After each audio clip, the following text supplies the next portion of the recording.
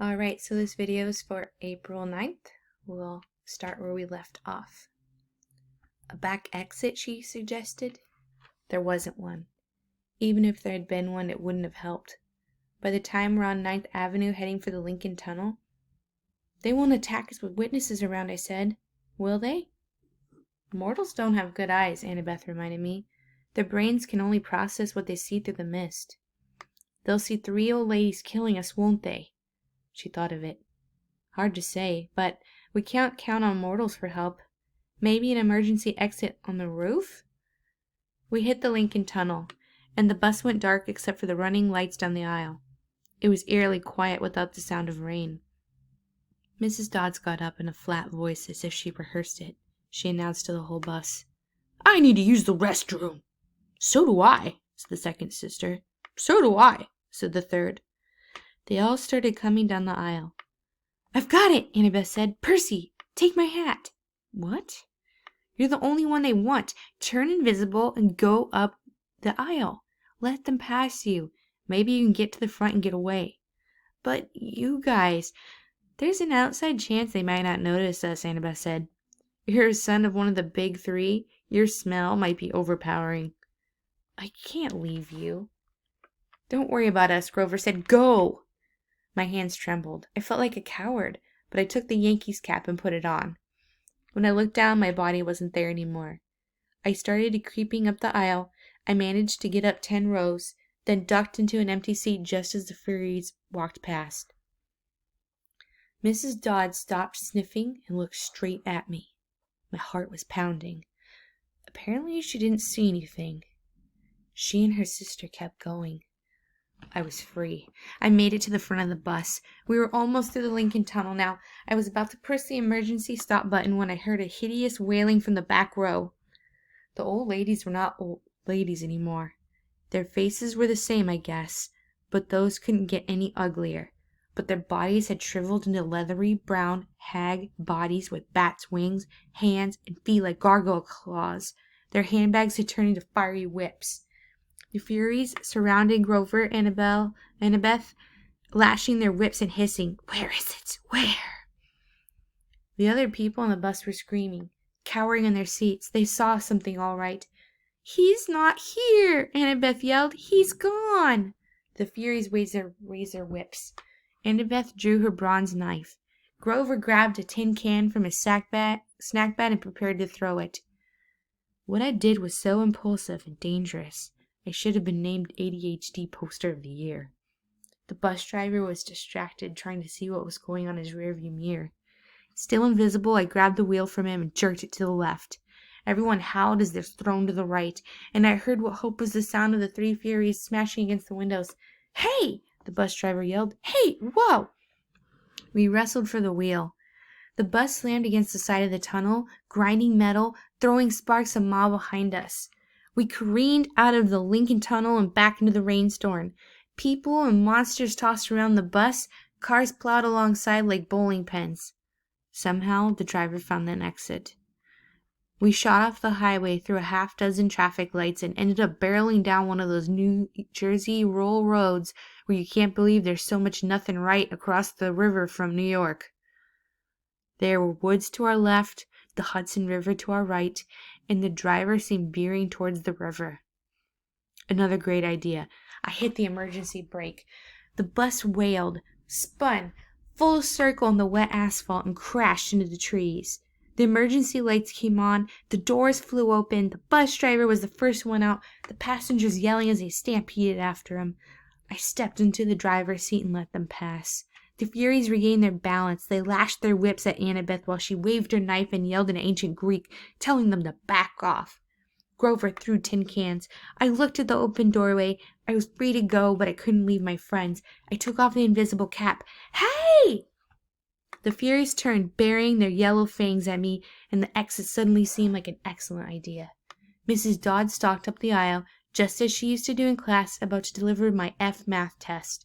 Every time she flicked her whip, red flames danced along the barbed leather.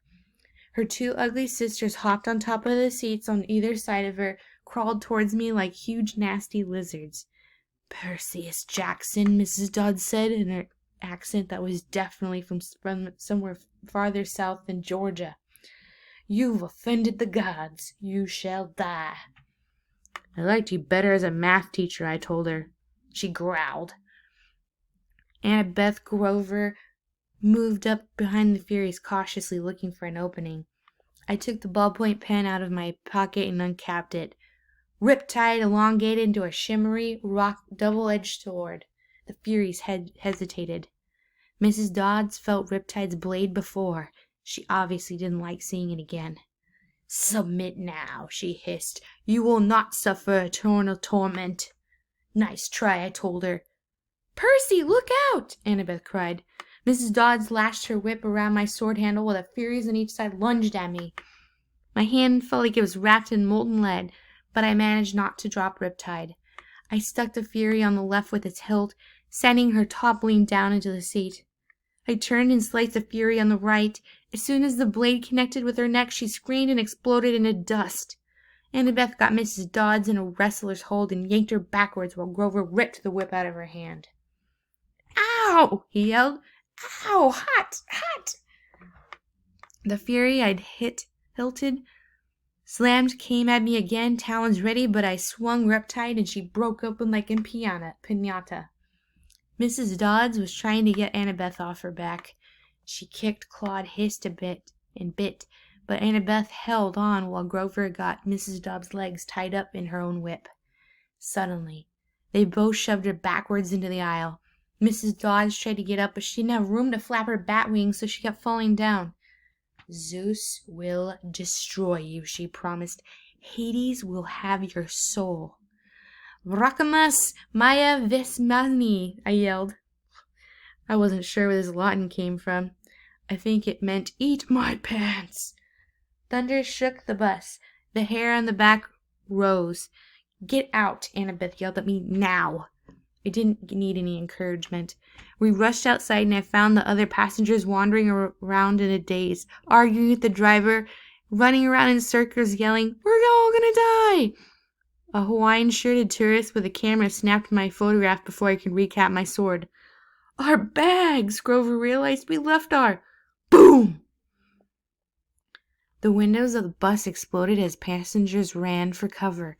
Lightning shredded a huge crater in the roof, but an angry wail from inside told me that Mrs. Dodds was not dead yet. "Run!" Annabeth said. "She's calling for reinforcements. We've got to get out of here." We plunged into the woods as rain poured down. The bus in flames behind us, but nothing but darkness. We visit the garden. Nome Emporium. In a way, it's nice to know there's Greek gods out there, because you have to have someone to blame when things go wrong. For instance, when you're walking away from the bus that's just been attacked by a monster, hags, and blown up by lightning, and it's raining on top of everything else, most people might just think it's bad luck.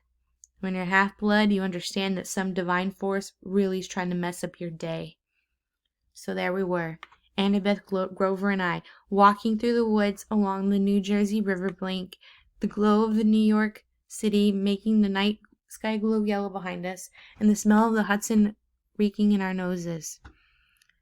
Grover was shivering and braying, his big goat eyes turned slit-pupiled and full tear. 3 kindly ones, all 3 at once. I was pretty much in shock myself.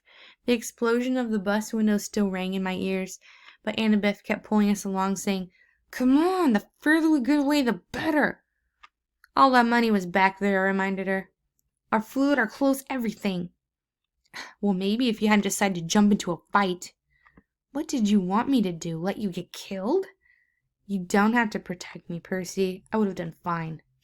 "Sliced like sandwich bread," Grover put it. "But fine." "Shut up, goat boy," said Annabeth. Grover brayed mournfully. "Tin cans, a perfectly good bag of tin cans." We sloshed along mushy ground, through nasty twisted trees that smelled like sour laundry. After a few minutes, Annabeth found a line next to me.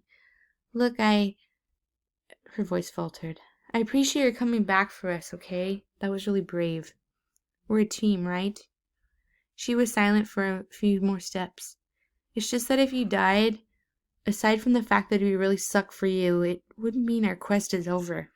This might be my only chance to see the real world. The thunderstorm had finally let up. The city glow faded behind us, leaving us in almost darkness. I couldn't see anything except for the glint of Annabeth's hair.